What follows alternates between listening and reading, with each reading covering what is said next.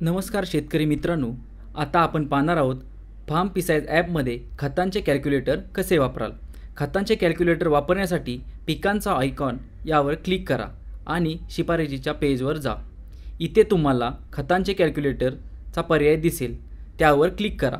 आता तुम्हाला जर तुमच्या पिकासाठी शेतीच्या आकारमानानुसार सामान्यपणे किती खत लागणार आहे आणि त्यासाठी अंदाजित किती खर्च येईल हे पाहायचे असेल तर तुम्ही थेट खताची मात्रा काढा या ऑप्शनवर क्लिक करा। क्लिक केल्यावर ॲपमध्ये तुम्हाला भरपूर पर्याय येतील। तुम्हाला योग्य वाटणारा पर्याय निवडून त्यानुसार खते वापरू शकता। या पर्यायामध्ये आपण वेगवेगळ्या प्रकारची खते देऊ शकतो। आपण यामध्ये पिकाच्या अवस्थेनुसार खताची मात्रा दिलेली आहे। पर्यायामध्ये सरळ खते, मिश्र खते आणि कॉम्प्लेक्स खतांचा समावेश केलेला आहे। पर्यायामध्ये वेगवेगळ्या बहुपर्यायी खतांच्या मात्रा असल्यामुळे आपल्या जवळच्या बाजारात मिळणाऱ्या खतांचा पर्याय तुम्ही निवडू शकता। पर्याय निवडल्यानंतर आपल्याला त्या खतांच्या खर्चाचा अंदाज येऊ शकतो, त्यानुसार आपण पर्याय निवडू शकता। शेवटी तो पर्याय जतन करावा, तसेच पुढील पिकाच्या अवस्थेनुसार आपल्याला वेगवेगळ्या खतांच्या मात्रा मिळू शकतात।